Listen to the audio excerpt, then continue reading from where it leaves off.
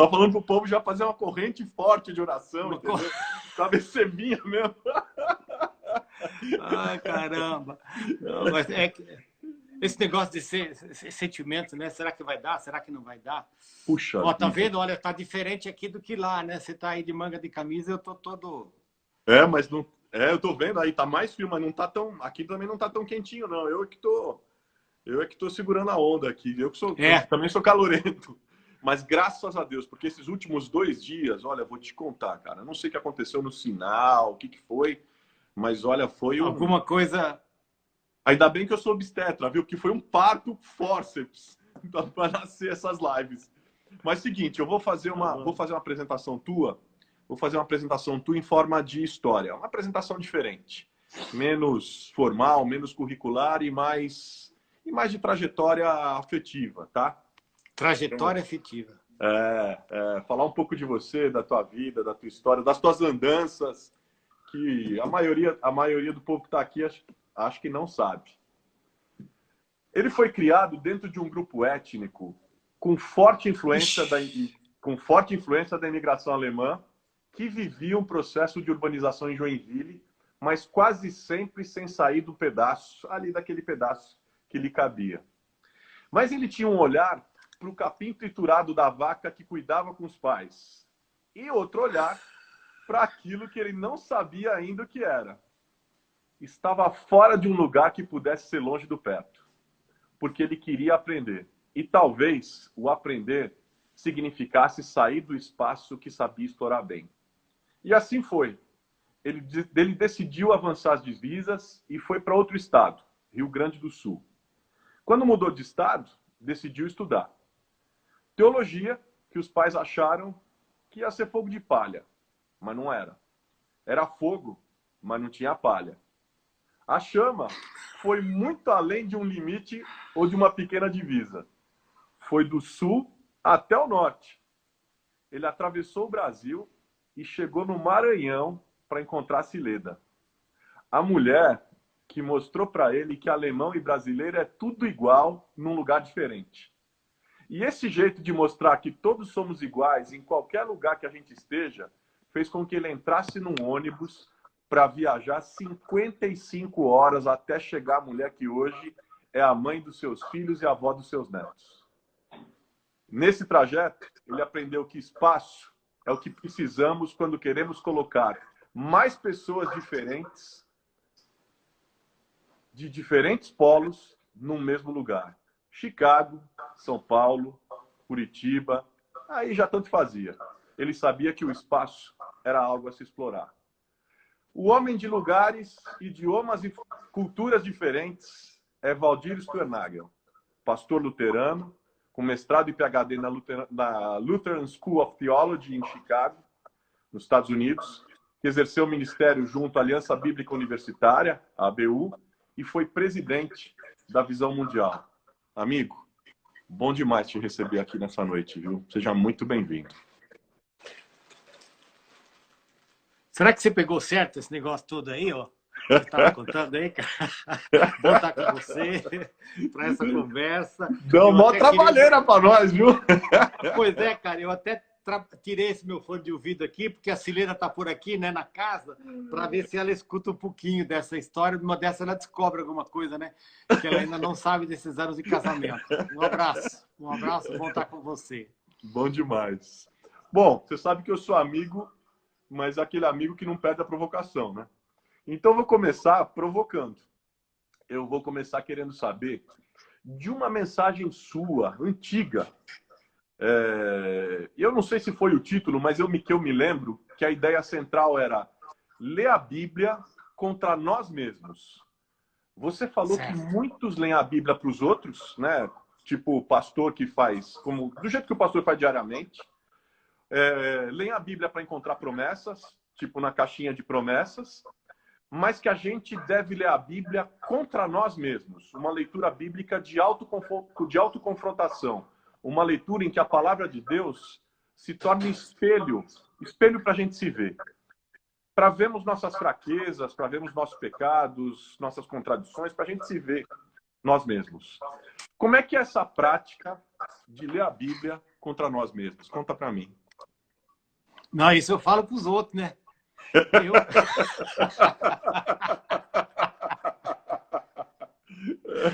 Não, de fato, essa é uma palavra que é uma palavra do Bonhoeffer, né? Daquele teólogo alemão Bonhoeffer, e ele falava isso, um pouco essa coisa de você ler a Bíblia, de a gente ler a Bíblia contra a gente, né? E a gente, de fato, digamos, só entende a Bíblia na medida em que a gente lê ela contra a gente. Acho que você já cantou, né? Cantou verso e é mais ou menos o que eu me lembro. Não é essa coisa. Eu te ouvi falar muitas vezes, aliás, muitas vezes que você me tocou profundamente, inclusive. Não, diga assim, essa coisa de que a gente lê para afirmar a gente, né? E especialmente, eu diria assim, na questão, por exemplo, na questão denominacional, por exemplo, na questão da afirmação da doutrina, tá? A gente sempre acaba caindo num sulco e onde você lê a Bíblia a teu favor. Isso fala, a gente lê a Bíblia a favor da gente e contra o outro, né? Então, exatamente.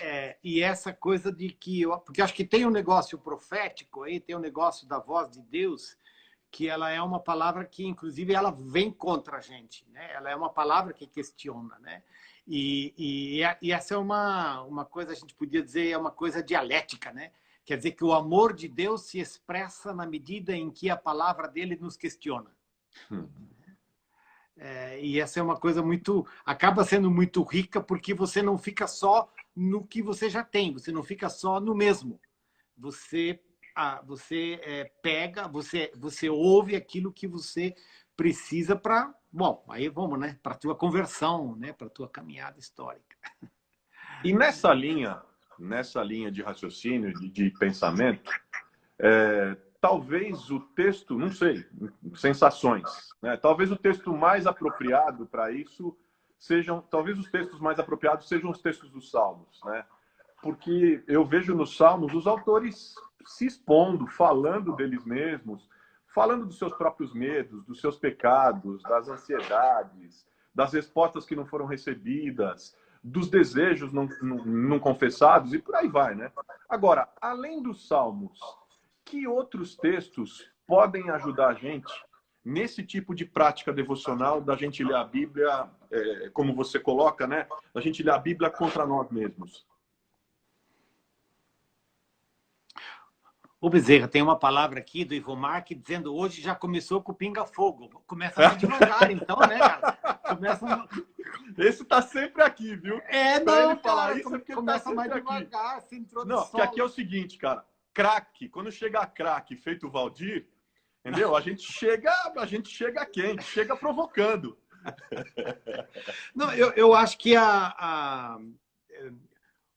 eu acho que os evangelhos, né? Eu acho que os evangelhos, porque você tem dentro dos evangelhos, né? Você tem uma tensão muito forte que é justamente essa coisa de Jesus que ele tem uma relação, digamos, tensa com o establishment, né? Ele tem uma relação tensa com o templo, com a estrutura religiosa, né? Então, e ele vem, digamos assim, a palavra dele é uma palavra de fora dessa estrutura e que questiona essa estrutura. Então, ela não digamos assim, o pessoal, a turma, né?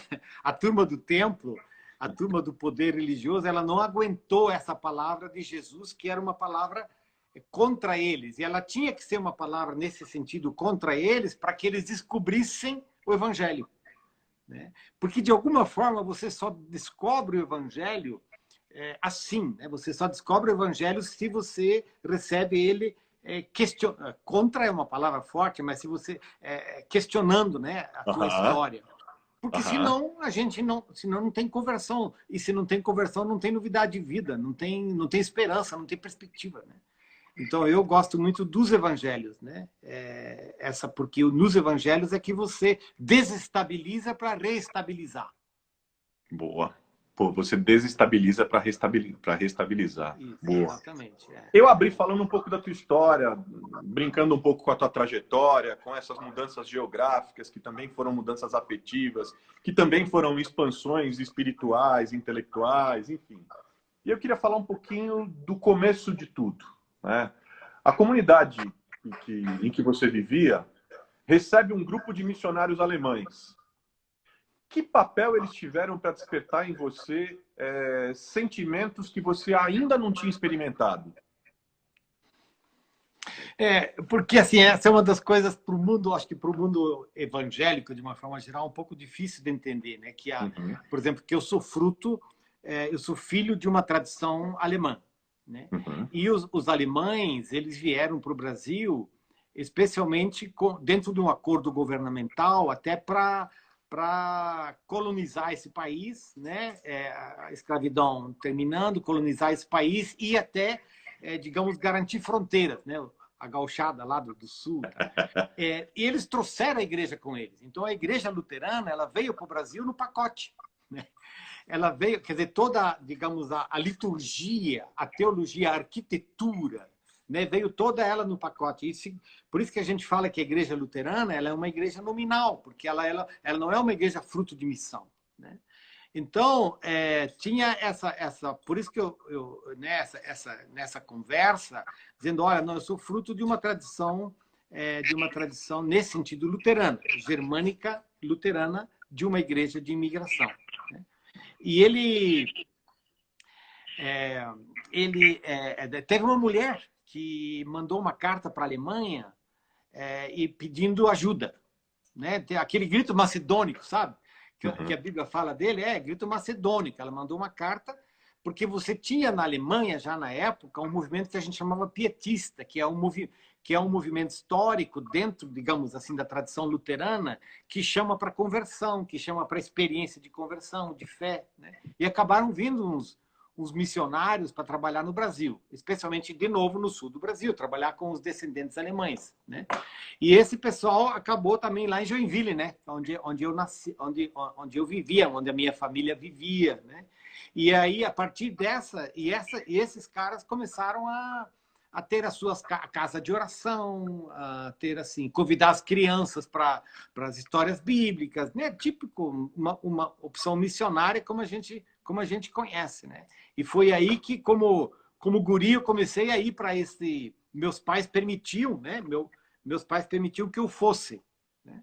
Então, eu ia e foi lá que eu comecei a conhecer um pouco mais esse evangelho que chega mais pessoalmente e que te convida para dentro de uma vocação, né? De uma história. Né? Então, até hoje esse movimento existe. É interessante, até hoje esse movimento existe e ele nunca se tornou nenhuma igreja, nunca se tornou uma igreja. Sempre continua um movimento dentro da igreja luterana, especialmente. Olha só. Mas que hoje eles têm uma faculdade de teologia e São Bento do Sul é um pouco a sede deles, né? Mas que chama Movimento Evangélico União Cristã. Né? Aí eu vou avançar um pouquinho.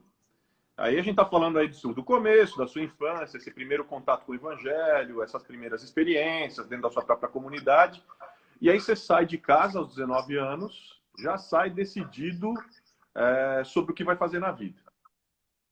Para alguém que vivia numa comunidade mais fechada, isso foi seguramente, não sei, percepções minhas, tá? Aí você fala.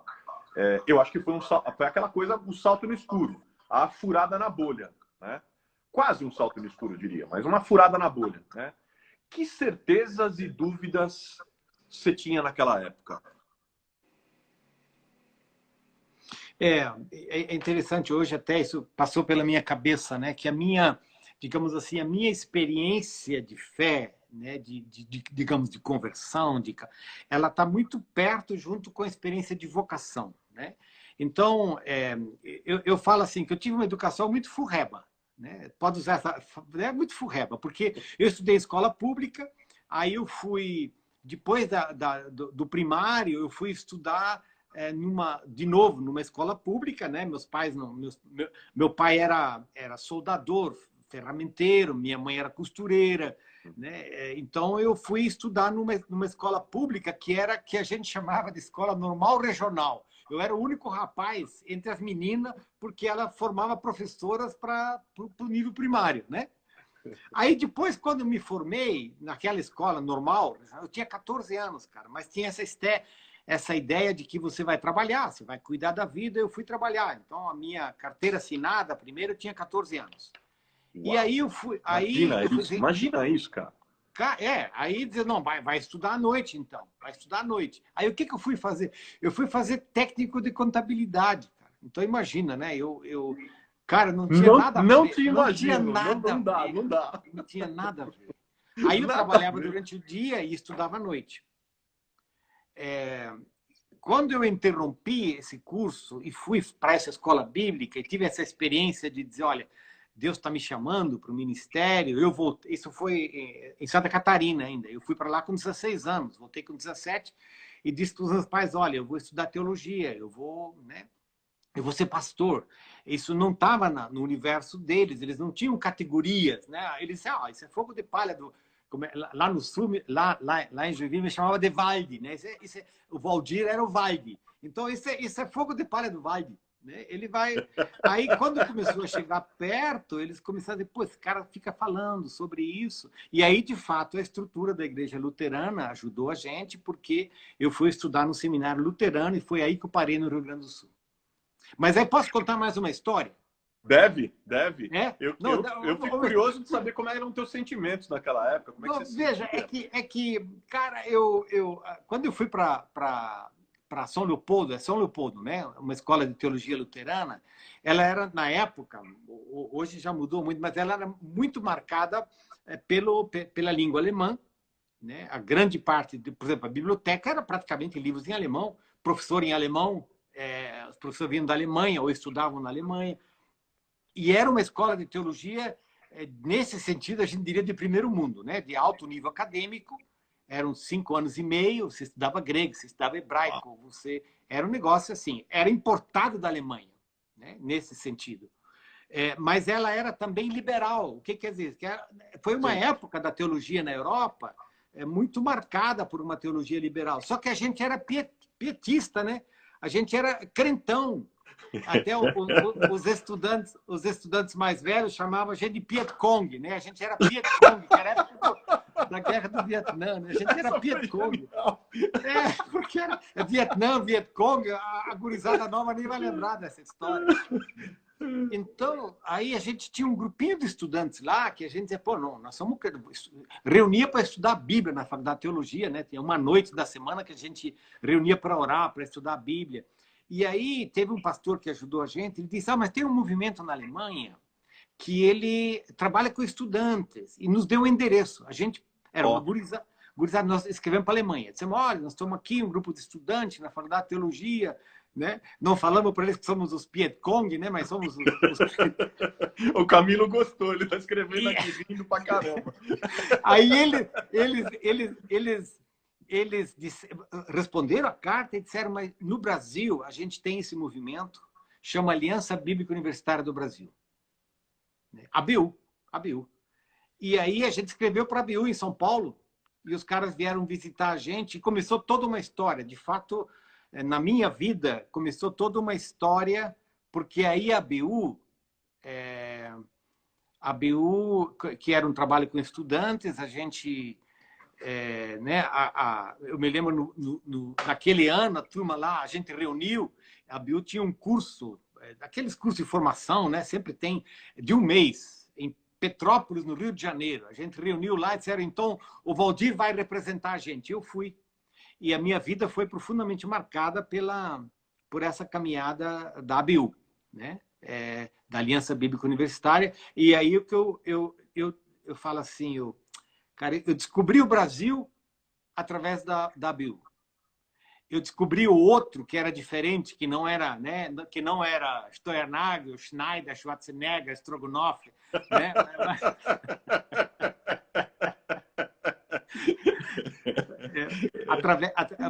A ABU foi nesse sentido muito bom para mim, né, essa experiência, porque me tirou do feudo, me tirou do gueto. Empurrou. E você tem, enfim, você tem essa trajetória, né? Quer dizer, primeiro na sua comunidade mais étnica ali, Joinville, aí Rio Grande do Sul. Que continua sendo étnica. Sim.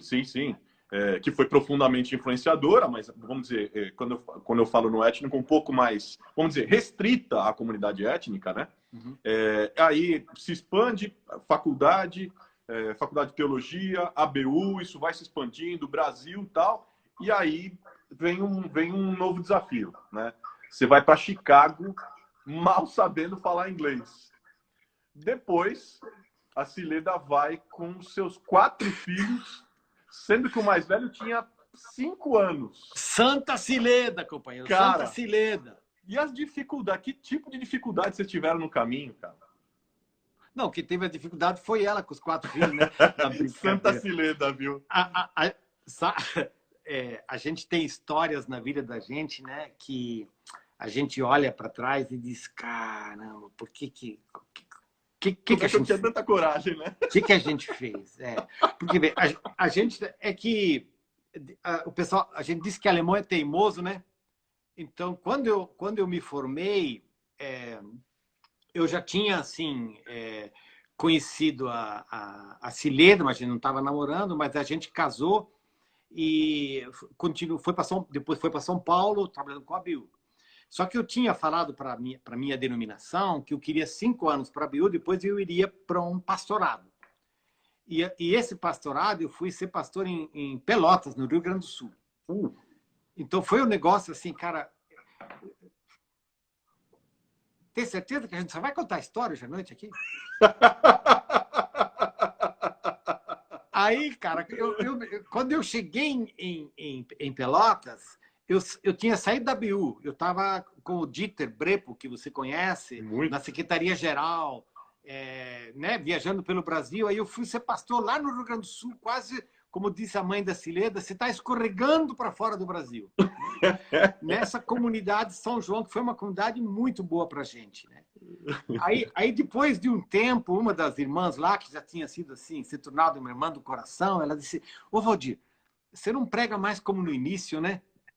Eu digo, uai, por quê? O que você está dizendo? Disse, não, era tão bonito quando você falava, a gente não entendia nada, mas era tão bonito.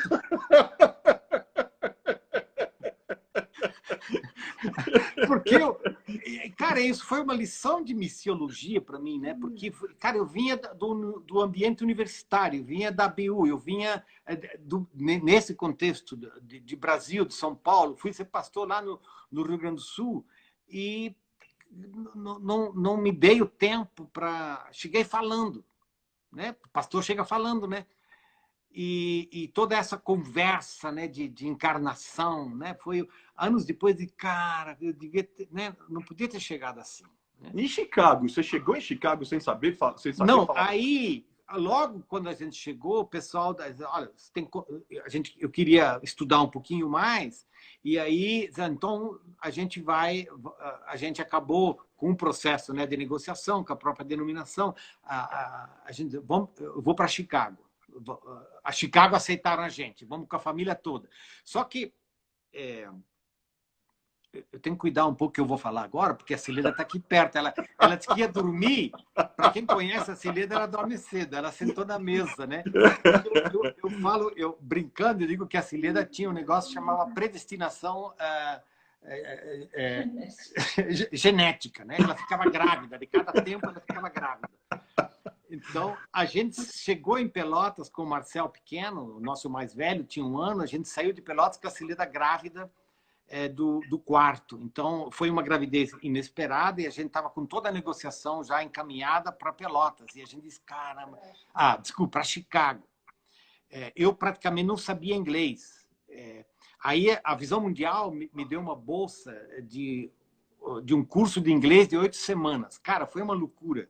Eu imagino. Porque a Cileda estava grávida, a gente... o nosso filho nasceu, eu perdi a primeira semana de aula, me mandei para Chicago, entrei nesse curso, foi um curso de 8 semanas, fiz 7, né? Perdi a primeira, porque aí as aulas começaram, cara, e começou o programa de doutorado, começavam os seminários. Quando eu encontrei meu orientador em Chicago, eu falei em alemão com ele, porque eu não conseguia, né? Então foi uma agonia muito grande. Mas a agonia maior foi a Cileda com o Michael recém-nascido, assim, não podia viajar, então ela viajou 1 mês depois, 2 meses depois. Né? Aí ela foi com os 4 meninos. Mas aquilo, porque aí ela descobriu no caminho Ó, só uma coisa, olha o povo te provocando aqui, ó. Mo Abdala falando Eu o seguinte, sei, ainda olha bem que a só, Cileda olha só. tá aí para alinhar as histórias de maneira correta.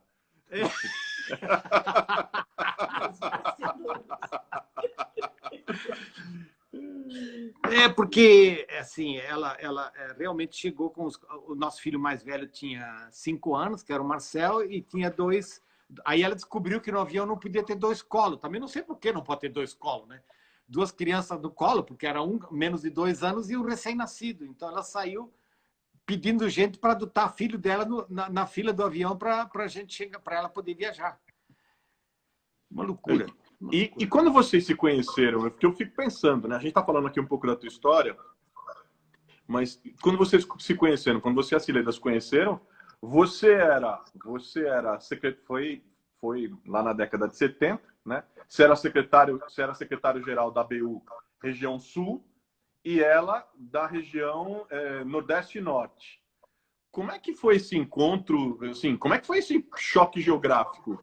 É que não foi encontro, não, né? Não pode ter encontro, né? Norte e Sul. Acho que para a história que trabalha um pouco essa coisa de movimento missionário, de conferências missionárias, provavelmente vai notar que em 1976 teve um congresso missionário aqui em Curitiba que a ABIU organizou. Eu acho que foi no Brasil um pouco pioneiro, porque foi depois do primeiro Congresso Mundial de Evangelização de Lausanne. Então, essa inspiração, né? E aí, no Brasil, se organizou o Congresso Brasileiro, o Congresso Missionário, ainda na época da ditadura, na Universidade Federal, aqui no Paraná. Né? E foi a ABIU que organizou. E foi naquele contexto que a Cileda e eu começamos a namorar, certo? Só que a Cileda tinha sido designada para ser a secretária regional no Norte, parte do Nordeste e Norte, e eu era secretária regional no Sul. Então, a gente se encontrou ali a gente começou a namorar no Congresso Missionário, né? Daí, depois, logo, a Cileda foi para o Nordeste. A gente se encontrou no meio do ano, em cursos da ABU. A gente casou no final do ano, foi para um curso de formação de liderança em Lima por um mês, né? E aí chegou para Curitiba, casados, sem casa, né? Sem lugar para morar, a Cileda e eu. Cara, a gente era obreiro da ABU, meu Deus, não tinha muita grana, assim, não tinha. Era um movimento de fé, Deus vai dando. Então, a gente juntou os trapos e a Cileda, coitada, veio para Curitiba para viver no frio, veio para Curitiba para conhecer uma igreja luterana, para viver numa igreja luterana, porque era óbvio, desculpe a linguagem machista agora, porque na época eu pensava assim, era óbvio que ela ia se tornar luterana. Eu era, né, estudei para pastor, você vai ser luterana, né? E coitada da mulher, né? Ela é uma Santa Cileda. É. Agora, eu fiquei com uma dúvida, Valdir. Porque, uma curiosidade, na verdade. Eu tenho muitas. Você é luterano, descendente de alemães, vem de uma colônia, de uma região alemã, mas acabou tendo sua formação nos Estados Unidos, após, né? Por que nos Estados Unidos e não na Alemanha, sendo que você é luterano? Bom, a gente está numa outra época, né? Então, essa coisa de poder fazer doutorado aqui no Brasil, praticamente, né? Nem na época, pelo que eu lembro, nem tinha a possibilidade de você fazer um doutorado em teologia aqui no Brasil. Só que eu não queria ir para a Alemanha, porque o meu curso de formação teológica já tinha sido feito dentro do universo de uma teologia alemã. Eu queria algo diferente. E não o mesmo, porque na Alemanha seria um pouco mais do mesmo. Então, eu queria algo diferente, algo de uma outra área. E eu queria trabalhar mais a questão da missiologia, da missão. E a teologia alemã, especialmente naquela época, ela não era uma teologia que trabalhava essa questão da missiologia digamos, com maior especialidade, né? Então, essa foi um pouco a razão pela qual eu disse, não, eu não quero ir para a Alemanha. Na Alemanha eu já tive, estava em São Leopoldo, pô, né? Eu Claro, quero claro. uma outra Não, experiência. todo sentido. É, Faz todo é. sentido. E, assim, e você tá envolvido com a ABU, com o movimento estudantil aqui no Brasil, enfim, desde sempre, né? Como é que era a universidade na sua época? E como é que você lidou com as diferenças de um jovem que vinha de um lugar com costumes, com uma educação muito mais rígida, para um lugar que, acredito eu, era mais livre, num ambiente mais liberal, né? Como é que foi esse contato, esse primeiro contato com o mundo, se assim a gente pode dizer, um mundo fora da sua bolha?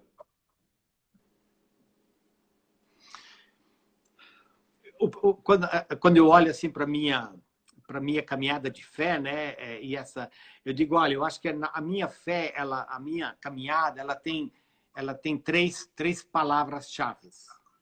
Uma delas é identidade, né? Assim, eu acho que essa coisa, a fé cristã, ela me deu essa assim, eu sou o que sou por causa do evangelho, né? Isso é identidade. Uhum. Segundo, ela me deu geografia, né? Uhum. Ela me deu espaço, né? Porque, digamos, a partir também da experiência do evangelho, da experiência missionária, nessa coisa, e de fato, descobri o Brasil, né? E, de novo, a gente descobriu o Brasil, né? Pedro Álvares Cabral já morreu, né? Mas, não, porque, assim, era uma época onde você, por exemplo, a primeira vez, várias vezes que a gente ia para o Nordeste de ônibus, né? Então, assim, você Não, conhece... é impressionante que não faz tanto tempo assim, mas a gente está falando de outro planeta, de outro a gente está mundo. falando de outra É por isso que estou realidade. te perguntando como é que era na universidade, como é que esse primeiro contato, assim, foi muito chocante, não? Porque, assim, hoje em dia, imagina, hoje em dia a molecada fala, a garotada tá toda falando, daqui a pouco eu vou para a Alemanha, amanhã eu vou para o Sim, Uruguai, claro. não sei o que mais, para de trabalhar, pega o Airbnb. Outro dia eu vi um casal de amigos falando o seguinte, a gente deixou os nossos empregos aqui, nós estamos indo para a Europa. Foi como assim? A gente vai passar 365 dias na Europa, viajando todos os países no Airbnb. Eu falei, mas como assim? Não, é assim. É outro mundo, né? E quem não viveu aquilo ali, década de 70, 80, não imagina o que era, né? Não imagino, não imagino, porque eu estou aqui lembrando como eram as paradas de ônibus da época, né? Era porco, nossa, era um negócio assim, né? Muito diferente de hoje, né? Mas essa coisa também da experiência, porque na ABU, uma das coisas que eu fui...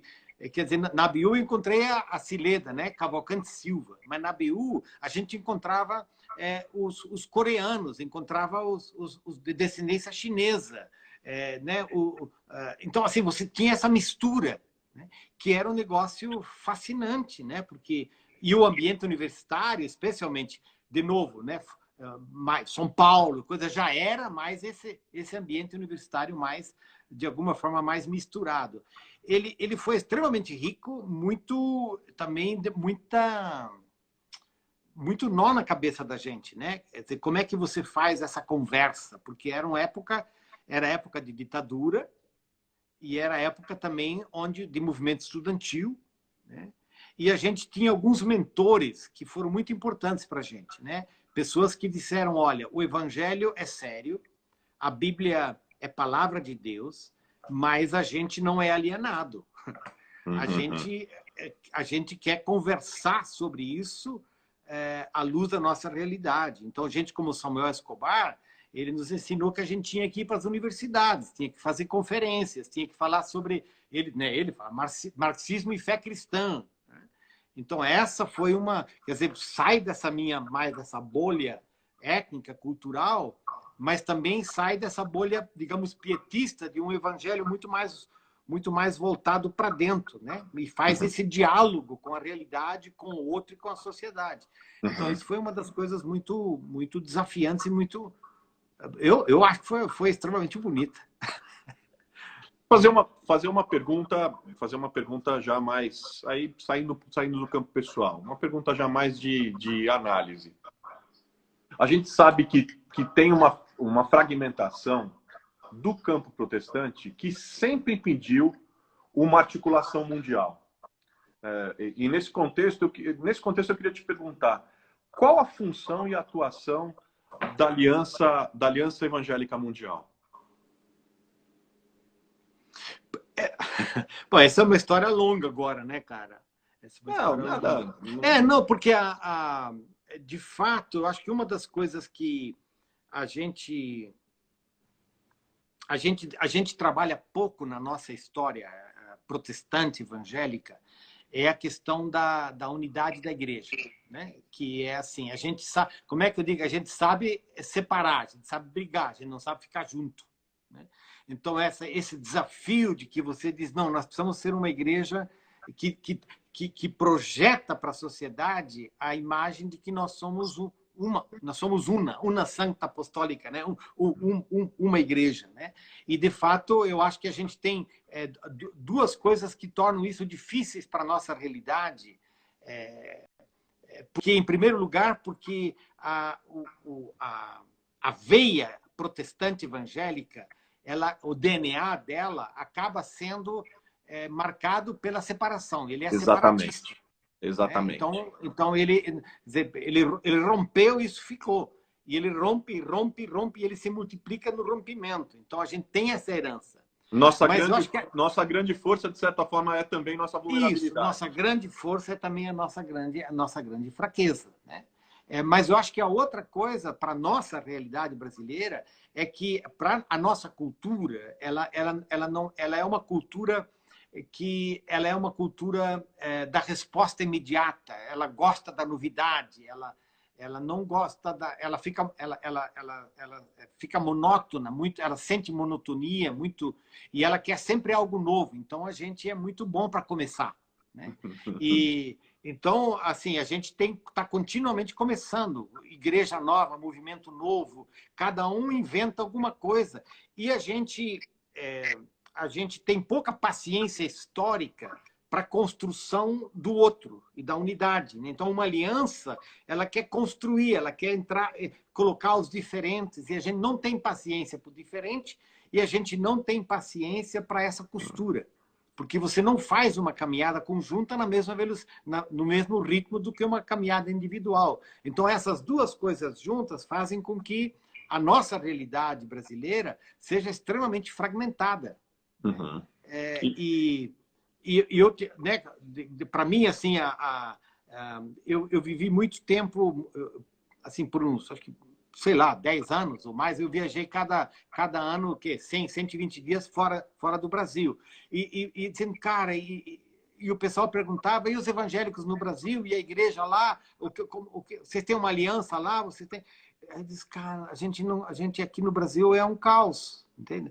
Nesse sentido, o nosso crescimento é anárquico, né? Sim. E no Brasil, você está falando do Brasil? No Brasil, a gente já teve a Confederação Evangélica Brasileira, que foi lá nos anos 30. Aí depois a gente teve a EVB, nos anos 90. Agora a gente tem a Aliança Evangélica Brasileira, que eu acho uma ótima iniciativa. Mas essa fragmentação parece que ela impede, esse nosso DNA, de alguma maneira, ele impede, de alguma forma, ele impede uma articulação mais efetiva. Agora, você acha que dá para ter esperança de uma atuação mais coordenada, eu diria mais coordenada, mais assertiva, por exemplo, nesse momento de pandemia, nessa conjuntura que a gente está vivendo? Você acha que essa conjuntura pode favorecer algo assim? Ou não? Que é difícil, porque eu acho que uma das coisas que Bom, eu acho que a gente tem dois elementos aí, né, que eu acho que são importantes para a gente. Em primeiro lugar, eu acho que antes já da pandemia, a gente acaba vivendo um momento de muito encantamento, né? A gente, agora como igreja evangélica, como realidade evangélica nesse país, né? Então a gente está muito encantado consigo mesmo. A gente está muito encantado com o nosso tamanho, com a nossa penetração na sociedade, com a nossa chegada ao poder, ascensão social, econômicos, construindo templos. Então a gente está muito encantado, né? Então a gente tem vivido um momento de euforia, né? E um momento de euforia que nos joga de cabeça para dentro de um momento altamente polarizante no Brasil, né? Então, aquele negócio como você começou, a gente não está lendo a Bíblia contra a gente está lendo contra o outro, né? Então, eu acho que a gente tem essa experiência nesse momento que é uma experiência de encantamento. Eu acho que a Bíblia nos fala que a gente precisa cuidar muito com os encantamentos, né? Com os autoencantamentos, né? Porque eles nos tornam surdos para a voz de Deus e eles nos tornam surdos para o gemido do outro. Então, acho que essa é uma das coisas. Nesses últimos meses agora, a pandemia, ela nos coloca, ela tira o tapete, né, da gente, e a gente tem assim, eu tenho conversado com muitos pastores, tá? E tem um momento, também tem uma insegurança muito grande, tem medo, né? Então, por exemplo, para a Aliança Evangélica, em primeiro lugar, faz o quê?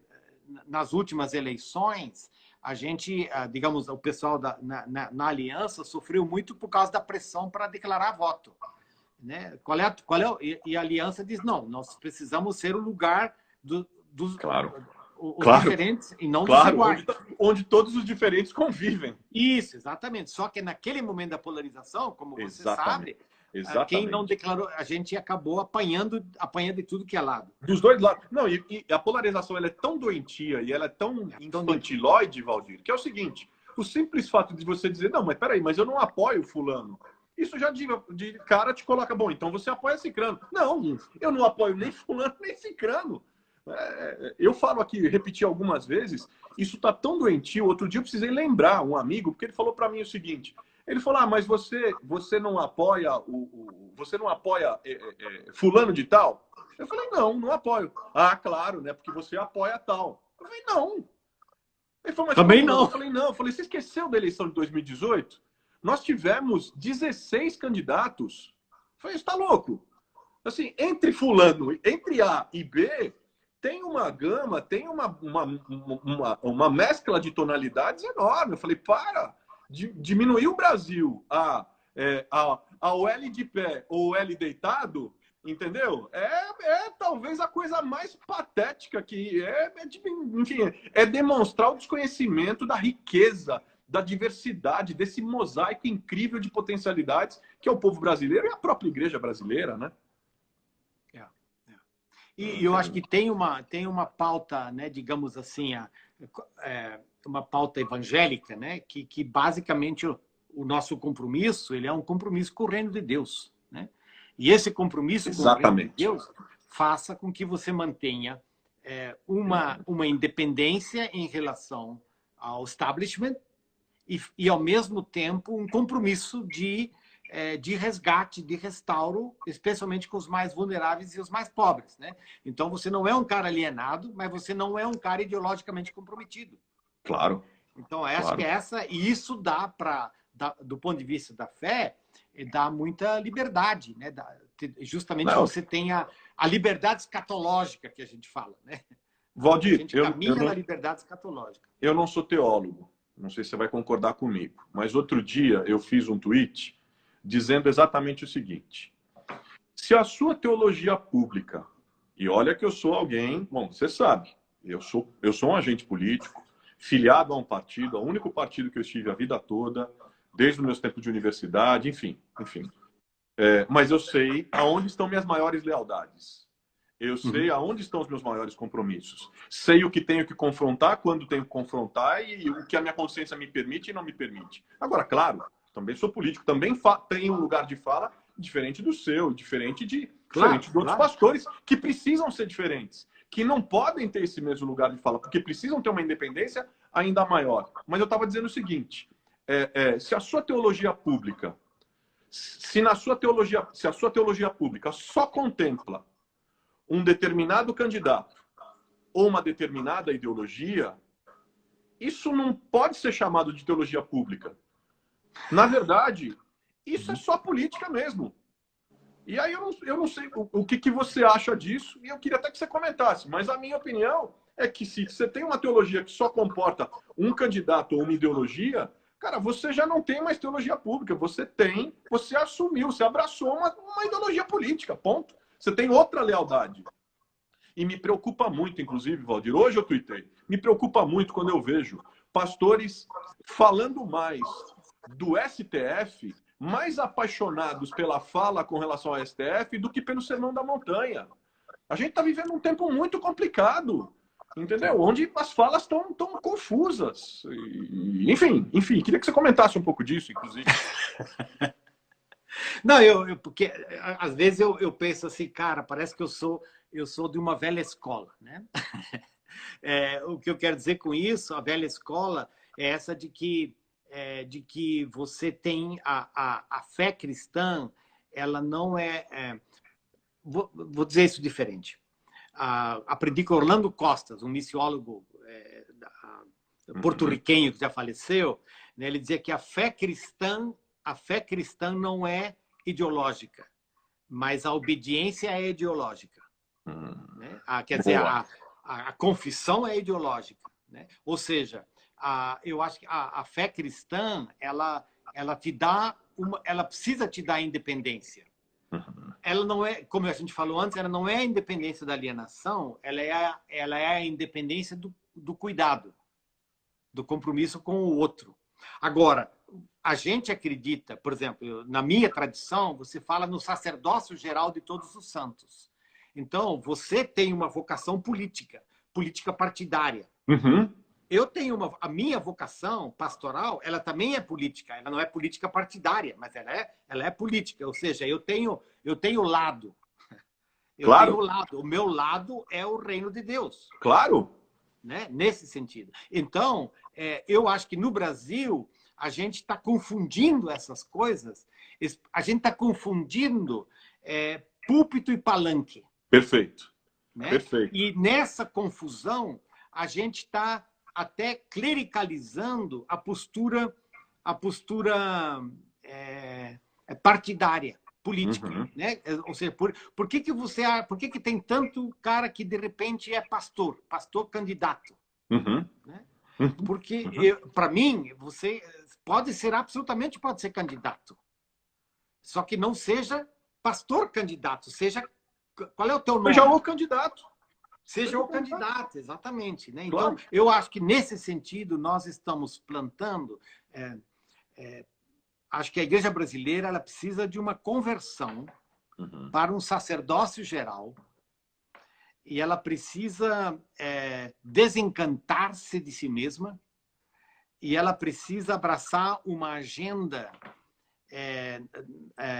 na sociedade civil que seja mais ampla do que uma agenda de consumo, de costumes, e seja uma agenda determinada pelos valores do Reino de Deus. Eu concordo. E esses valores do Reino de Deus que são, você citou Sermão do Monte, né? É isso. Mas que são a justiça, a compaixão, a comunidade, a misericórdia. O Sermão do Monte foi suplantado, foi substituído no púlpito pelas opiniões sobre o STF, seja lá sobre o que for. Eu não estou dizendo para ninguém ser alienado, não estou dizendo que é proibido. Você está querendo vetar qualquer fala sobre a política? De jeito nenhum. De jeito nenhum. Até porque as pessoas devem né? fazer o exercício do diálogo, do debate político nas suas igrejas. Isso é saudável, é importante. Agora, aliás, se o reverendo Martin Luther King não tivesse feito isso, o movimento dos direitos civis não aconteceria como aconteceu. Se o arcebispo Desmond Tutu não tivesse feito o que fez a partir do seu espaço de igreja, seu locus de igreja na África do Sul, o movimento anti-apartheid não teria acontecido. Eu não estou falando sobre não sensibilizar as pessoas, sobre não dialogar. O que eu estou falando é que sensibilizar, a fazer apelos à consciência, mudar paradigmas, não tem nada a ver com palanque, poxa. A gente transformar em palanque e aí transformar a igreja, o partido tal é o partido de Deus, o partido tal é o partido do diabo. A ideologia X é abençoada por Deus, a ideologia Y é do diabo. Ou seja, submeter o evangelho a ideologias é doentio, é patológico, enfim. Mas essa discussão ela é calorosa e ela iria até o final. Eu comecei com você com uma provocação e antes da gente entrar no pinga-fogo, vou terminar com uma provocação. Você tem um livro com o título original que é o seguinte: Fazendo Teologia com o Olho na Maria, que é uma análise do Canto de Maria.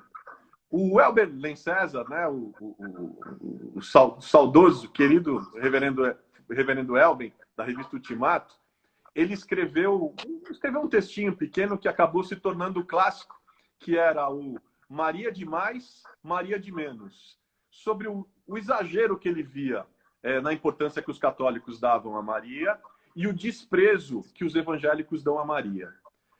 Você concorda que os evangélicos dão pouca importância a Maria?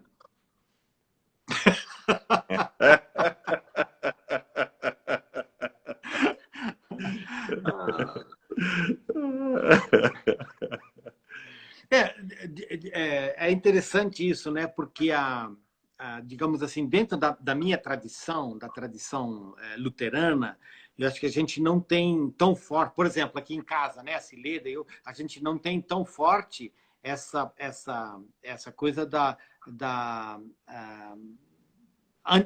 anti-Maria, né? Então, eu concordo que, de fato, a teologia evangélica, não a teologia evangélica, né, mas digamos, a prática missionária evangélica, ela é uma prática que ela não conseguiu conversar com a teologia da Maria, né? E com isso nós ficamos mais pobres, porque nós caímos na dicotomia anticatólica, né? Então, tudo que é católico, a gente era contra. A velha então, dicotomia. A velha dicotomia, polarização, né? Então, a gente não conseguiu olhar para isso, né? Para essa riqueza que vem com a experiência da Maria. E nesse livrinho, eu acho que a gente tem aí duas questões fundamentais para mim, né? Uma é a história da vida dela, né? Quer dizer, a Maria tem uma vocação, e a vocação dela, ela é uma vocação de entrega, né? Ela é uma vocação. Deus pede para Maria o ventre, né? E a Maria dá o ventre dela para Deus, né? Fica grávida. Então, essa coisa de que o que o Evangelho pede para nós, que o Evangelho, né? O Evangelho pede o nosso ventre. Então, essa acho que é uma das coisas muito ricas aí nessa história da Maria. A outra coisa que eu diria é o cântico, né? Que você citou, o cântico está em Lucas. E, nesse sentido, esse cântico não é novo, né? Esse cântico está lá. Quer dizer, a Maria canta com a Ana. Quer dizer, meu pai gosta muito. Aliás, lembrei. Teologia. Aliás, eu me lembrei. Ele falou que estando na live com você, quero para dar um abraço público em você. Então, estou aqui. Olha, estava me escapando. Aqui. Tá bom. Um abraço pro teu pai. Faz tempo que eu não vejo ele. Ele mandou um abração. E eu acho que é muito... o Cântico de Maria, ele é uma teologia cantada, né? E eu acho que a gente precisa muito hoje. Ela é uma teologia histórica, ela é uma teologia de encarnação, ela é uma teologia de revelação, ela é uma teologia de cumprimento profético. Nossa, quanta coisa, né? Então, Boa. Isso é muito, muito, muito importante para nós, né? Muito Boa. Importante para nós. Né? Boa. Bora lá, vamos para o Pinga Fogo, então. Valdir, Pinga Fogo aqui é o seguinte, a brincadeira é, eu pergunto, te provoco, você responde, nem de uma forma monossilábica, ou seja, uma palavra só, nem tão longo que não possa ter várias provocações. A ideia é que o Pinga Fogo fica tanto mais bacana, quanto mais ágil a gente for e quanto mais provocações a gente conseguir fazer aqui. E com isso a gente conhece um pouco de você, dos teus gostos, enfim, da tua vida e do teu pensamento. Bora lá. Bora lá. Igreja é? Comunidade de fé. Missão. Missão é? Ir de encontro ao outro. Por quê? A partir do Evangelho. Para que juntos experimentemos restauração e encontro. Estar junto ou estar próximo? Estar junto. Por quê? Porque a vida se torna mais bonita quando vivida em comunidade. É isso mesmo? A resposta curta, assim? É isso? Pode ser até maior, pode levar mais. Aí é você. Aí é você. Oscar, ó, o Serginho já te provocando, mas não vou entrar do Serginho. Não, política não, já falamos de política. Para. Ó, o Adicanário, racismo é A discriminação do outro e a arrogância de que você é melhor do que ele. o que ninguém ainda entendeu sobre a fé cristã é que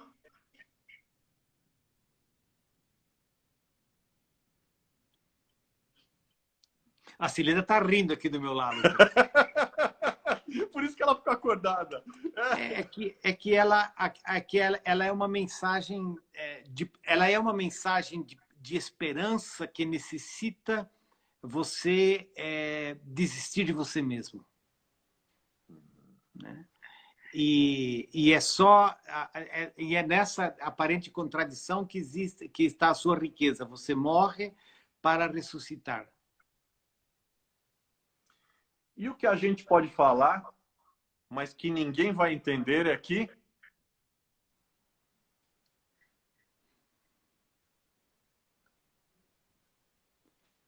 Deus é bom e a gente não presta. Genial! Grande Valdir! Grande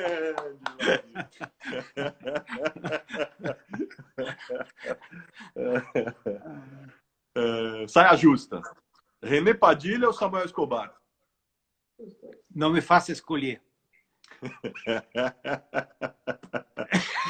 Por quê? Por quê? É isso, porque os dois foram uma espécie de mentores na minha vida. E eles são bem diferentes, né? Bem diferentes. E eu aprendi muito justamente com os dois, né? Teve ocasião em que eu tive, por exemplo, nesse congresso de Curitiba, que eu falei, a gente fez uma declaração de Curitiba, o Pacto de Curitiba. E eu estava escrevendo esse pacto e o Samuel e o René também estavam. E os dois fazendo isso de uma forma muito assim, né? Eles eram amigos, então aprender e ver como cada um deles tem um estilo diferente. Eu acho que na minha vida, na vida da Cileda, o René, a gente entrou mais na casa do René, da família do René, dos filhos do René, né? E eu acho que o René, eles vieram mais para o Brasil do que o Samuel Escobar. Samuel Escobar viveu no Brasil. A gente quase nunca sabe isso, né? Ele saiu do Brasil. Eu mesmo não sabia. Ele saiu do Brasil em 63, antes da Revolução. Olha, eu não sabia. Da Revolução, antes da ditadura. Da ditadura. Então, o René foi esse modelo de família para mim, para a Cileda, os filhos e tudo. O Emanuel está perguntando se as lives ficam gravadas aqui no perfil. O Emanuel, elas ficam gravadas sim. Eu faço uma live por dia, todos os dias. São várias lives com vários diferentes perfis de pessoas, homens e mulheres. Inclusive, agora a gente começou uma nova série que se chama Ícones da Esperança, que são cristãos e cristãs. A gente conta a história e lembra do legado espiritual e o legado humanitário de cristãos e cristãs que influenciaram e mudaram a história da humanidade. A gente já falou do reverendo Martin Luther King, a gente falou... Aliás, você, pela primeira vez, eu ouvi de um alemão a pronúncia correta. Como é que se fala? Eu sempre acreditei, eu sempre pronunciei Dietrich Bonhoeffer. Como é que se fala? Dietrich Bonhoeffer. Rapaz do céu, sou incapaz. Eu não consigo. Fica com o Bonhoeffer aí que tá tudo bem. Bonhoeffer. Ok, falamos dele. Vamos falar da Rosa Parks na sexta-feira e na segunda a gente fala da Zilda Arnes. E por aí nós vamos.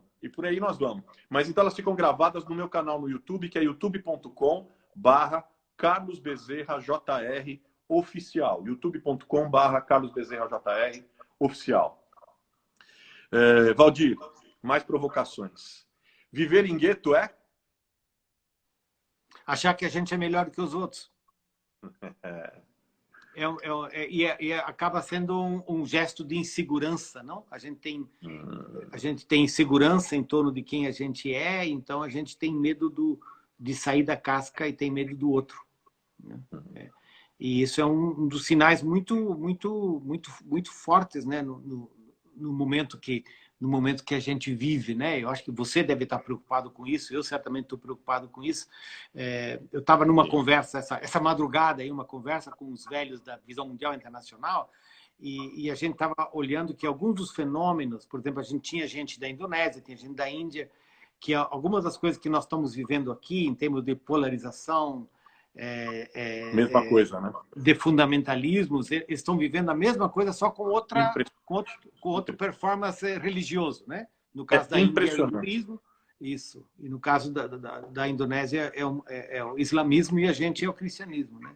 E são os mesmos discursos, Valdir? Os mesmos discursos, é a mesma linha? Porque me impressionou muito. A mesma linha de discurso. Cara, eu me lembro, foi em 2018, 2017, após a vitória do Trump nos Estados Unidos, uma fundação internacional norte-americana me chamou para falar lá. Eu ia lá falar com um grupo deles, para fazer uma análise da eleição americana a partir da visão, da percepção de um evangélico que atua na área política, um latino-americano evangélico atuando na área política. E, assim, é impressionante como os discursos, eles só mudam quem fala, mudam os personagens, mas os discursos são exatamente os mesmos. O cara fala lá, repete aqui daqui 15 dias. E também nesses países a mesma coisa, só que com outras confissões religiosas, é isso? Com outras confissões religiosas, a mesma prática, né? Olha só. E isso é que a gente chama, né, um zeitgeist, né, um espírito de época. Exatamente. Que é justamente um espírito de muro, de fronteira, de xenofobismo, né? E isso é uma das coisas muito, acho que, do ponto de vista da fé cristã, muito preocupantes, porque a fé cristã ela é o contrário disso. Exatamente. Derruba o muro e aprende a língua do outro, né? Isso é a linguagem do anticristo. É anticrístico. É. Agora, a gente falou do gueto, né? E enxergar fora do gueto? Enxergar fora do gueto é? Enxergar fora do gueto, o que é? Também é a aventura e é a coragem de você deixar um pouco da tua segurança, né? De alguma forma você precisa, quer dizer, todos nós preferimos o que nós conhecemos, né? Todos nós sentimos confortável com a comida que a gente gosta, a roupa que a gente gosta, o tempero que a gente gosta, e a gente, né? Então isso é inato em nós, né? É isso mesmo. O evangelho leva você para experimentar o tempero do outro. E eu acho que o evangelho te leva a descobrir que o tempero do outro é bom, né? Que o tempero do outro é bom, né? Boa. E que, nesse sentido, casar com a Cileda foi uma das melhores coisas que aconteceu na minha vida. Né? É verdade. E ter os filhos chamados Silva Steuernagel, né? Tá vendo? Mistura estranha aí. Ó, o Adriano, catarinense, seu conterrâneo lá falando, aprendendo muito aqui em Criciúma. O Valdir Zanon te perguntando, como é que é ser professor na FATEV? Ué, o que é isso, né? Não, é que historicamente eu sou alguém que a gente estava junto no processo na fundação do que hoje chama FATEV, essa história toda. Depois eu fiquei muitos anos fora com a visão mundial internacional, né? E então isso me distanciou um pouquinho. E aí agora eu estou voltando algumas coisas, aí eu vou estar com a turma semana que vem, vamos ver se a gurizada não me suporta lá. Já que estamos falando em gurizada também, né? Aliança Bíblica Universidade ou Fraternidade Teológica Latino-Americana? É que no meu caso, assim, o caminho da entrada foi a Aliança Bíblica Universitária do Brasil. E eu acho que até hoje a gente tem muito vínculo com a ABU, né? A Cileda faz parte do conselho consultivo, então a gente tem uma história de vida. E foram anos extremamente bonitos na nossa vida. Então a gente tem muito carinho pela turma da ABU, né? Pela turma da ABU.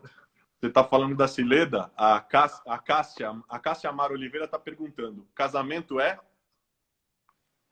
Viver com a Cileda.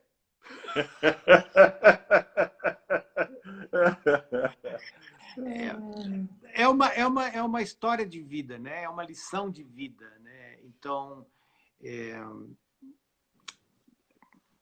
acho que eu não sou muito fácil, não, né? A Cileda tem me aguentado, a gente está aí 40 e poucos anos juntos. Hoje nós estamos sozinhos, dois aqui, os nossos filhos estão fora.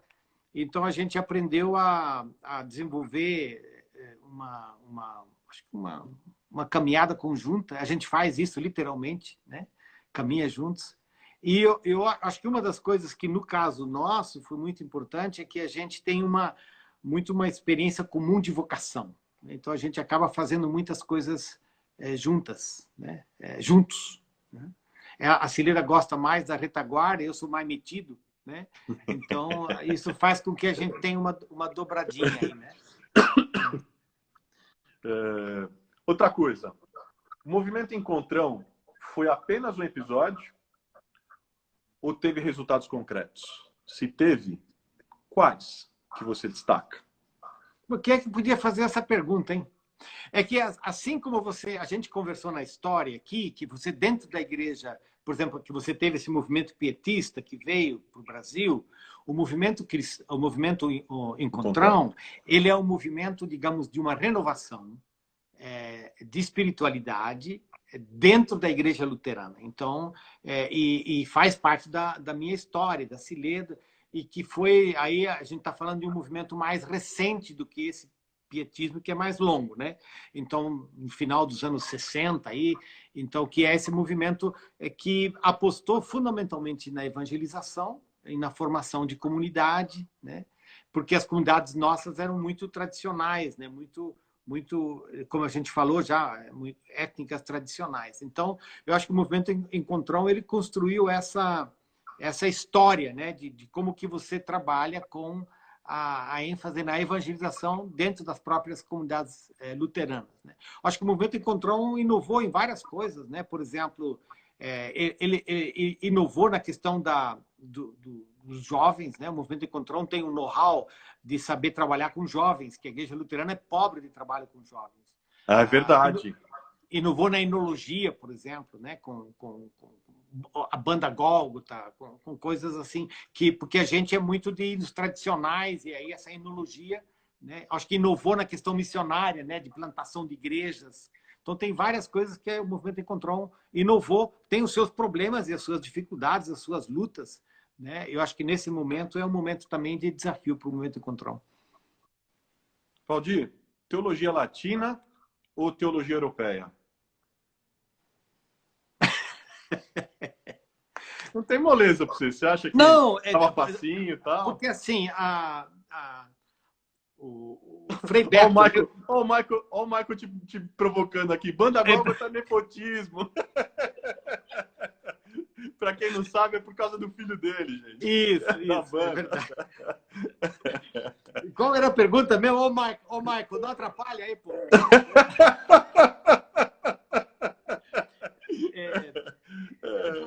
Duas palavras. Uma delas é uma palavra do Frei Beto.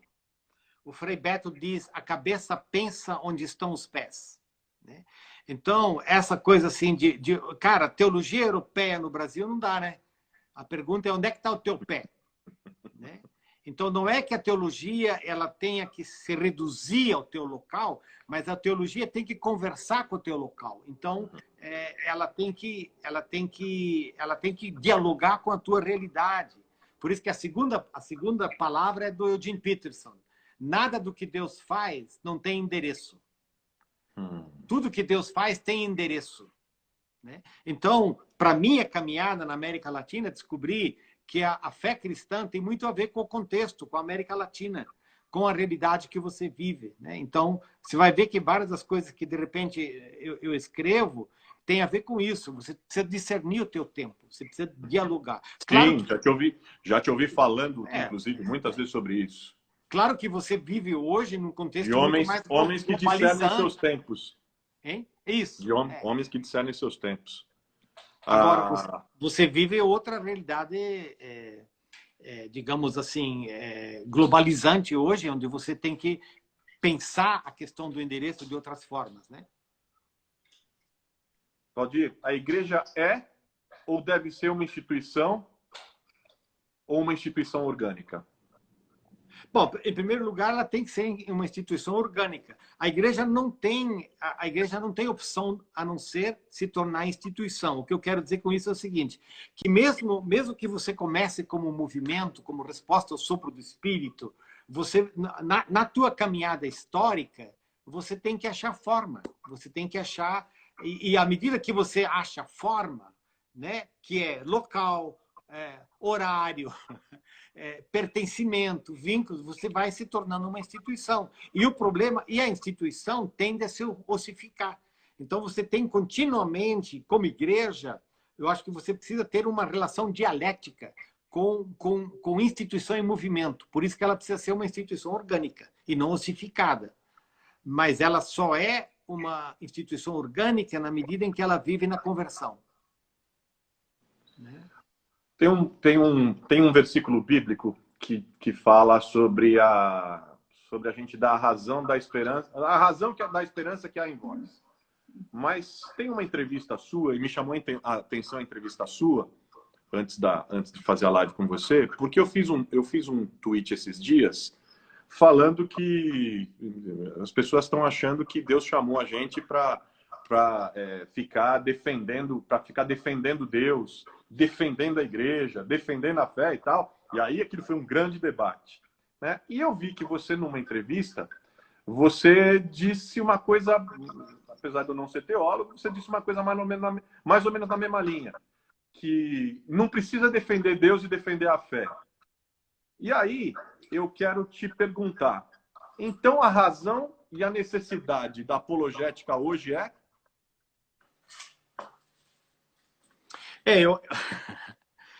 Eu acho que você tem uma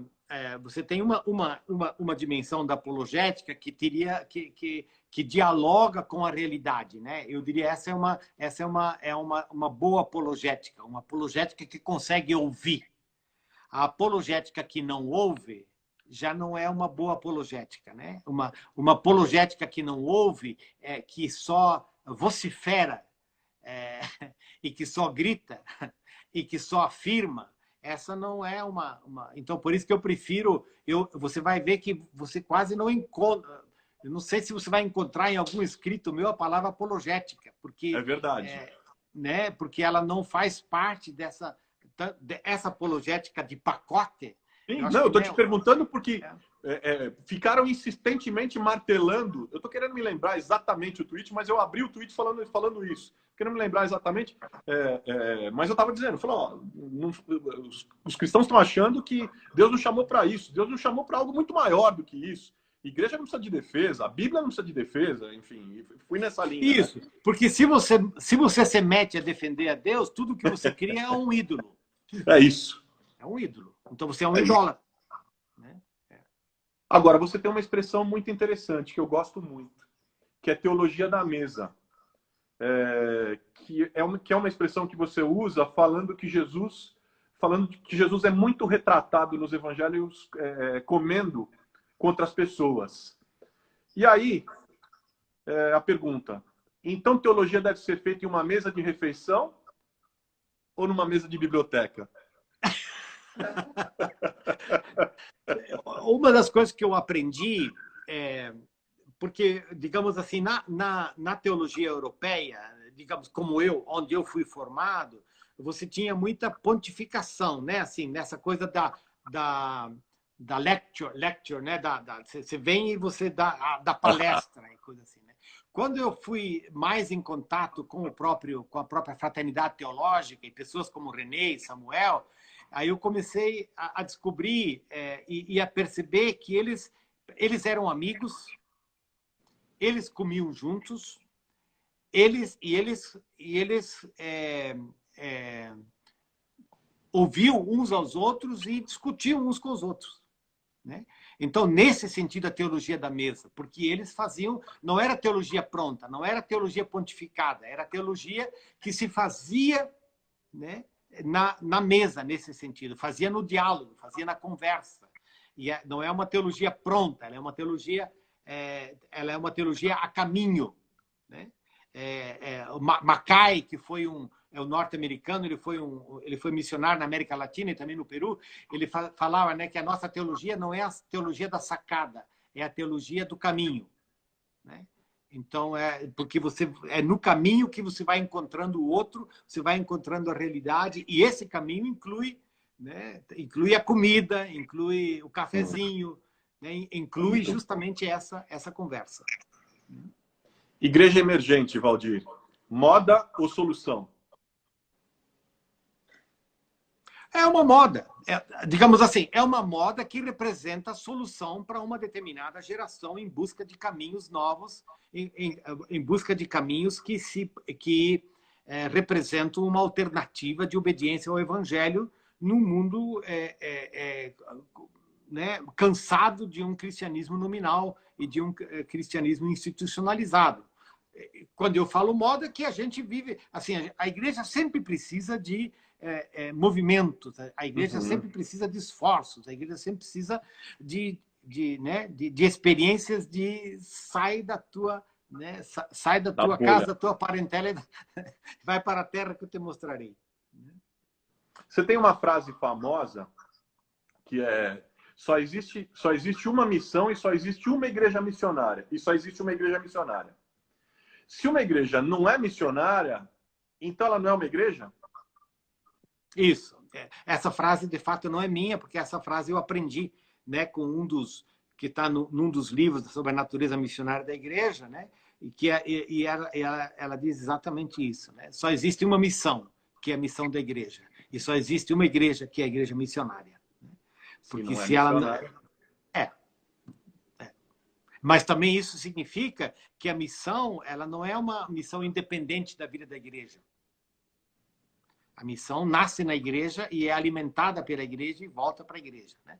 Agora, isso é outra conversa, né? Ah, sim, aí vai embora. Outra conversa. O Sérgio Fernandes... Isso aí já não é mais pinga-fogo, isso aí é fogueira. O Sérgio Fernandes está te perguntando aqui: o amor ao próximo é?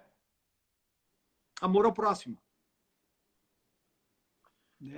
Porque eu acho que é uma das coisas assim dos evangelhos, de novo, né, que é essa coisa de que o próximo não é o meu igual, o próximo é o meu diferente, né? E eu preciso dele e ele precisa de mim, né? Então o próximo é também reciprocidade. Valdir, Curitiba ficou ainda mais conhecida, e daí talvez, enfim, ficou mais conhecida no mundo inteiro pela Operação Lava Jato. Pode provocar?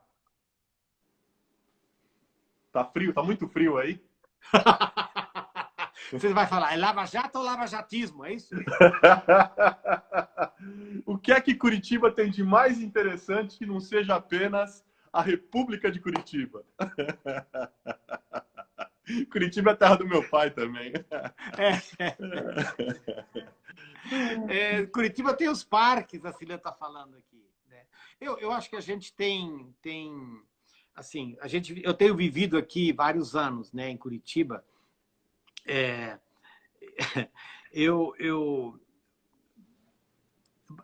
Muitas vezes a experiência de voltar para Curitiba, porque eu ia para alguns lugares complicados, né? Vai para o Haiti, vai para Ruanda, vai para, né, alguns desses lugares.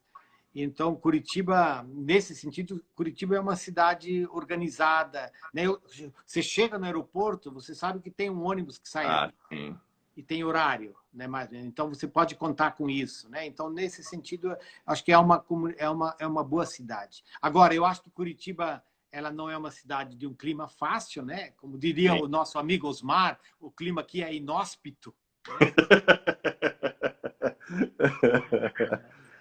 E ela não é uma cidade muito, historicamente, ela não é uma cidade muito acolhedora, né? Mas já tem tanta gente diferente aqui de Curitiba, em Curitiba, que ela já até teve que botar umas mesinhas para fora, né? Os barzinhos para fora da calçada. Fala um pouco de comida, vai. Pão com melado e linguiça do lado são...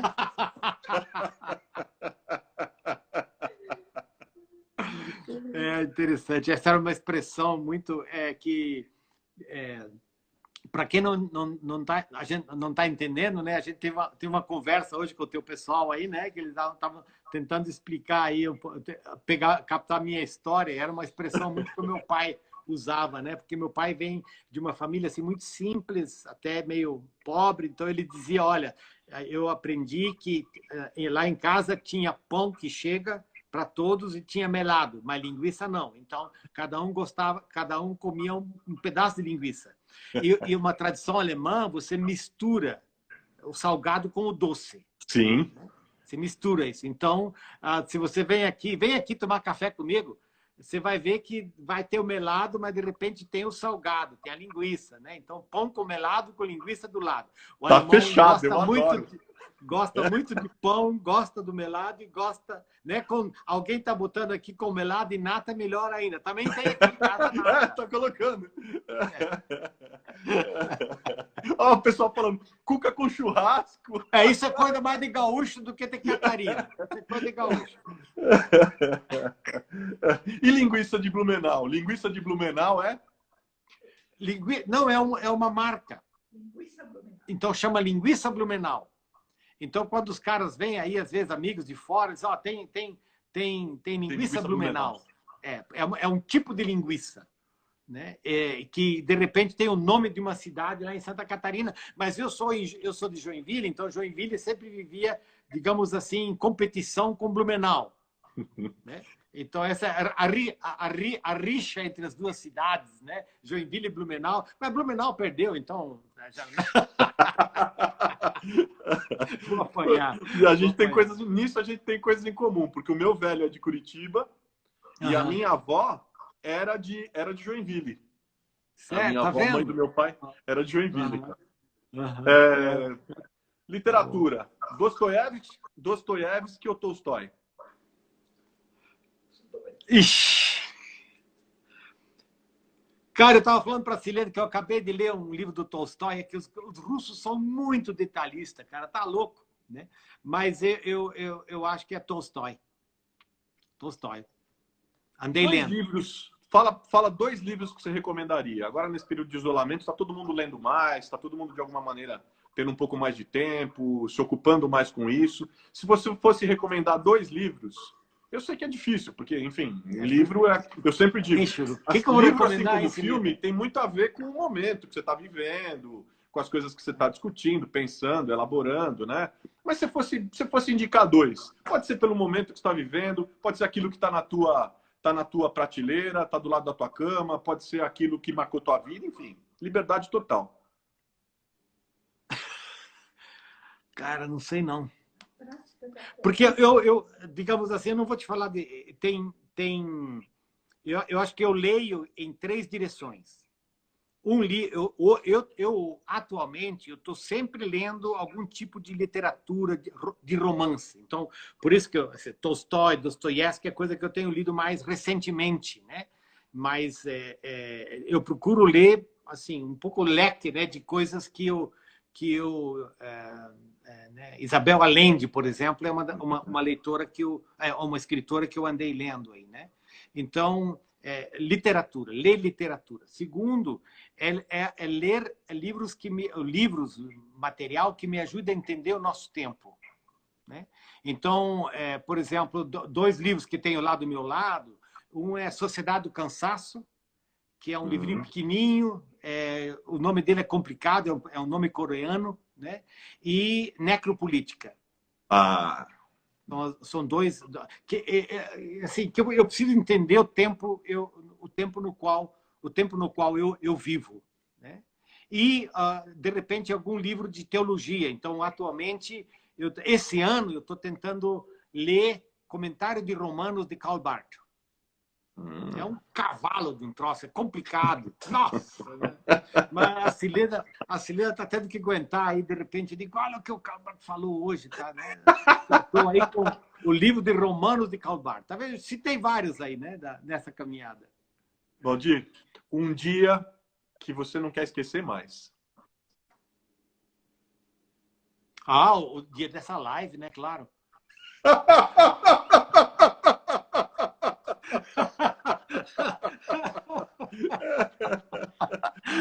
Meu Deus.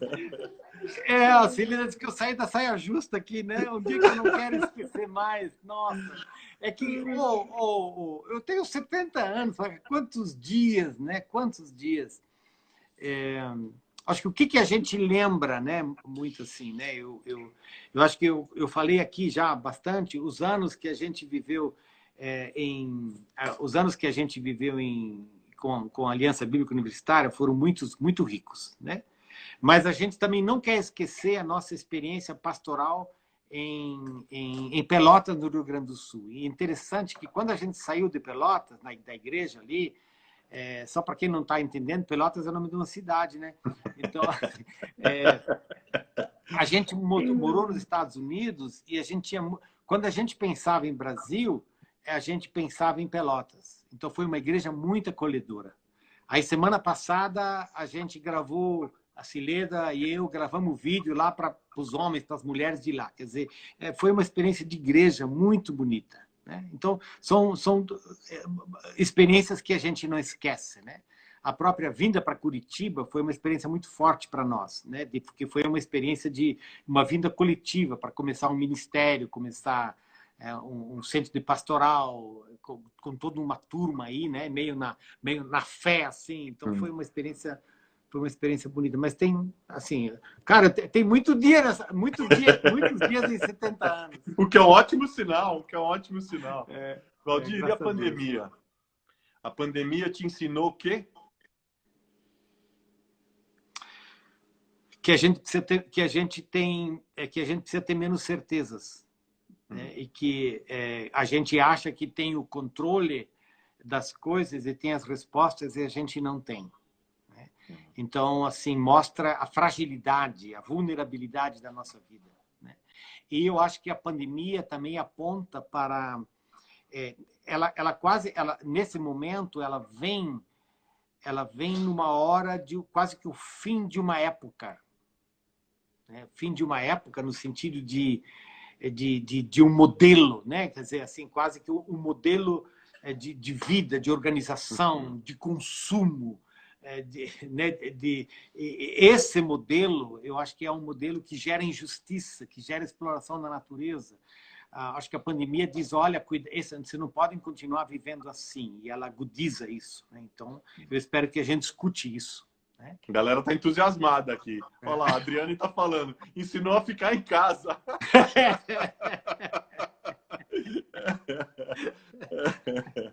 Eu vi a Adriane, né? Adriane está aí? Tá. Mas a gente falou que o que a pandemia ensinou, e na sua opinião, pandemia é? Bagunçar a vida de todo mundo.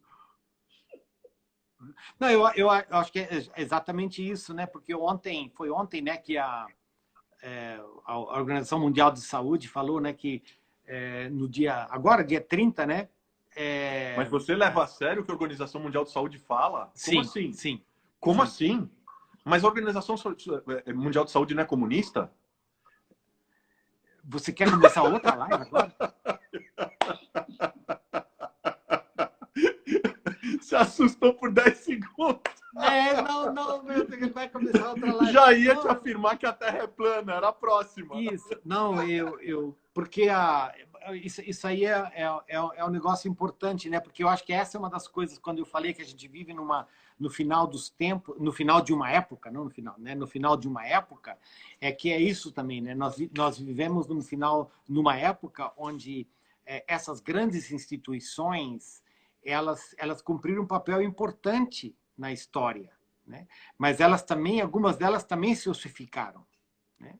Mas eu na minha caminhada, eu aprendi, através do trabalho com a Visão Mundial, que, de fato, você tem, em torno digamos, da ONU, algumas organizações como globais, que tem gente muito séria trabalhando aí, e que eu preciso escutar, e que, né, quando a turma se reúne, assim, então, nesse sentido, a Organização Mundial da Saúde tem gente que entende do pedaço, né? Claro. E que a gente precisa escutar. E quando ela diz, olha, nós estamos, vamos fazer dia 30, 6 meses que eles declararam que a Covid-19, ela é ela é um vírus a nível global, né? Então, isso é muito sério, né? Quer dizer, você está vivendo 6 meses desde que isso foi declarado, então isso é uma pandemia, né? E que, de alguma forma, de fato, deixa a gente numa situação de uma instabilidade muito grande e onde a gente não sabe exatamente como vai ser o amanhã, né? Com certeza. Eu acho que isso não é um tempo fácil, né? Não é um tempo fácil. Valdir, para fechar, a gente estourou um pouco o tempo, mas eu vou fechar com a assinatura da live, que são 4 perguntas para a gente fechar. São 4 rápidas para você comentar.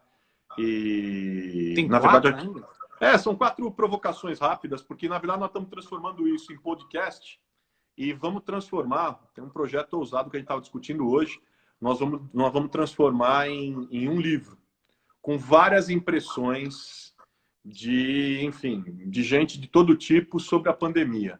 Nós estamos com o negócio na cabeça, vamos ver se vai dar certo. Se vai, sei lá. Começou de forma espontânea, aí virou diário, aí agora vai virar podcast, já está virando, e vai virar, quem sabe, projeto do livro.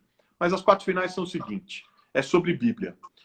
Se você quisesse, se você fosse um personagem bíblico, que personagem você escolheria ser? Olha só, o Harold segura aqui. Saludos. O Harold, já vi isso aí. Oi, Harold. Que personagem eu gostaria de ser? Que personagem eu gostaria de ser ou que personagem você acha que eu sou? Que personagem você gostaria de ser? Ou, por exemplo, qual personagem você mais se identifica? Ou personagem bíblico que você se identifica. Eu acho que assim, uma primeira palavra que veio à minha cabeça é dizer, cara, eu sou atrapalhado e precipitado como Pedro. Mas a pergunta é, se você pudesse escolher ser por um dia, quem você escolheria ser?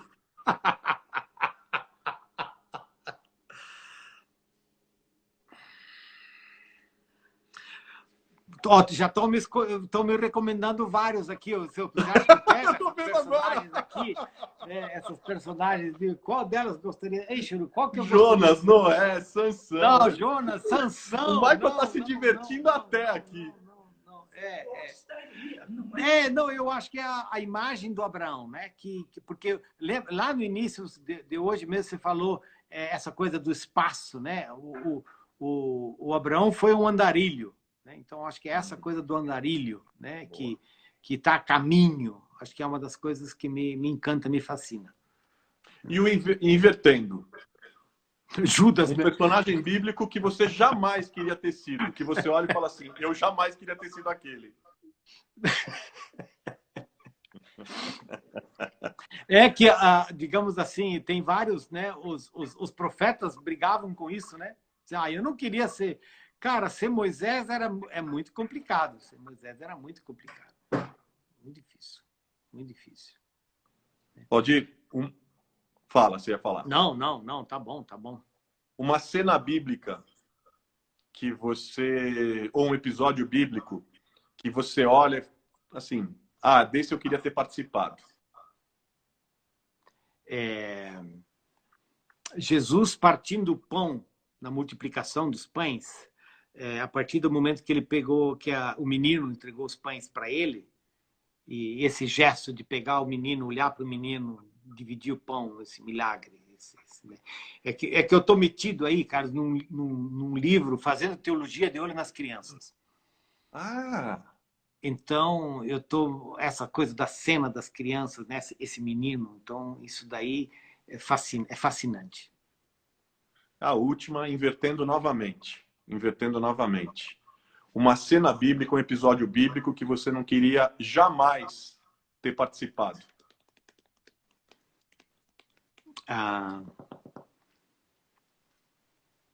Aos pés da cruz. A crucificação. Essa coisa das mulheres que ficaram, os discípulos que fugiram. Putz, que... Dificílimo.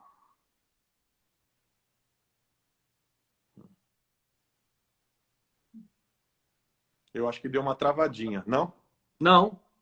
Deu só um silêncio. Deu só um silêncio, porque o silêncio que é o peso da cena. A cena muito pesada. Muito muito pesada. E que, em parte, né, o próprio Jesus diz, ó, passa de mim esse cálice, né? Mas tem situações onde você, de repente, das quais você não, né, você não tem... A única alternativa de fuga é a alternativa da desobediência. Isso aí é complicado.